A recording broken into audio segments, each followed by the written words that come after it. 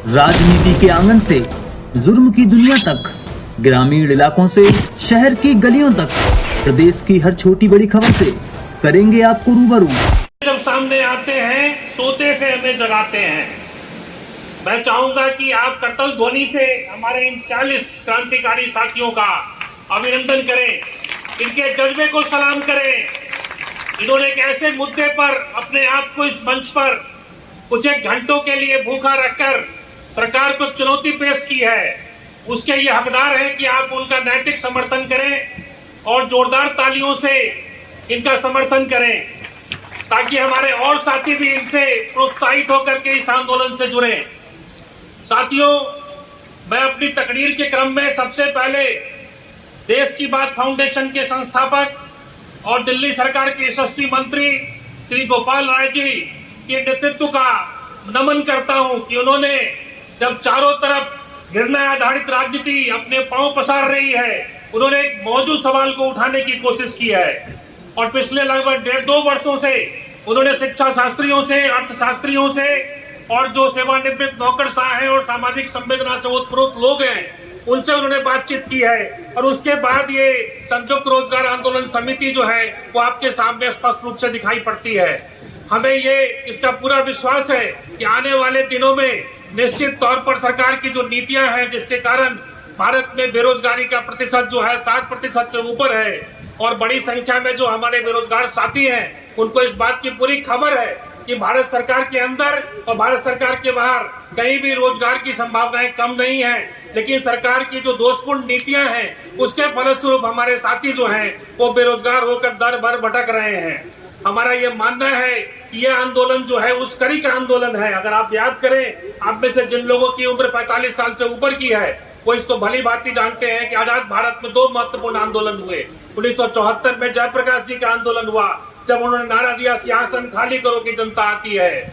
हम समझते हैं कि आज ये जो आप यहाँ पर देख रहे हैं रोजगार आंदोलन में शरीक हो रहे हैं, उस आंदोलन की एक हल्की सी आहट हमें सुनाई पड़ रही है। आने वाले वर्षों में अगर केंद्र सरकार ने रोजगार को लेकर अपनी नीति को नहीं बदला, तो हम इस बात को मानकर चलते हैं कि यह आंदोलन जो अभी शैशवावस्था में आपको दिखाई पड़ता है, ये एक अखिल भारतीय आंदोलन का स्वरूप लेगा और निश्चित तौर पर भारत सरकार के घुटने टेकने को मजबूर करेगा।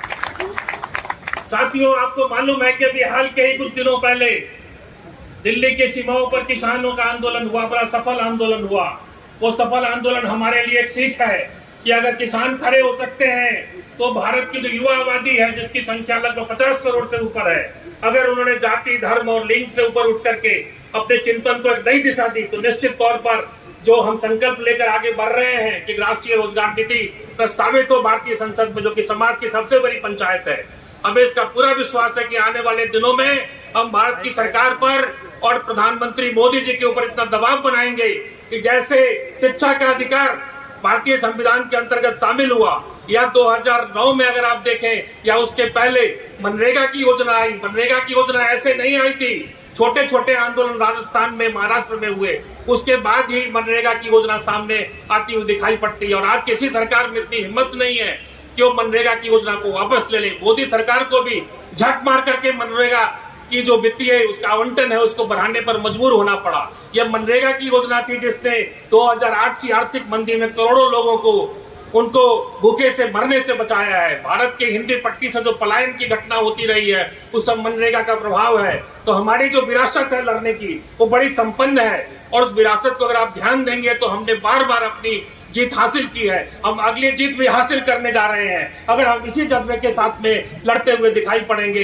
और हमें पूरा विश्वास है कि माननीय गोपाल राय जी इसको एक अखिल भारतीय आंदोलन देने में, रूप देने में सफल होंगे, बजाय कि हम इसको गांव गांव तक ले जाएं, छोटे शहरों तक ले जाएं और इसको जन आंदोलन के रूप में परिणत करें, ताकि भारतीय संसद पर यह दबाव पड़े कि वो राष्ट्रीय रोजगार नीति के विभिन्न पक्षों को लेकर के, आप देखेंगे तो राष्ट्रीय रोजगार नीति के संदर्भ में जो देश की बात फाउंडेशन है, उसने ये मैनिफेस्टो जो है तैयार कर रखा है। और अभी थोड़ी देर पहले सुशील गुप्ता जी जो माननीय राज्यसभा के सदस्य हैं, वो भी आश्वासन दे करके गए हैं कि मैं एक प्राइवेट बिल लेकर के राज्यसभा में आऊंगा और कोशिश करूंगा कि भारत में जैसे नई शिक्षा नीति आई है, इसके पहले जैसे नई आर्थिक नीति आई है, उसी तरह रोजगार को लेकर के भी एक राष्ट्रीय रोजगार नीति कार्यान्वयन हो। मैं आप लोगों को दिल्ली विश्वविद्यालय के विद्यार्थियों की तरफ से, दिल्ली विश्वविद्यालय के शिक्षकों की तरफ से आश्वस्त करना चाहता हूं कि हम लोग इस आंदोलन में आपके साथ कदम ताल करने को तैयार हैं।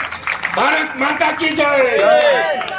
वंदे वंदे। धन्यवाद।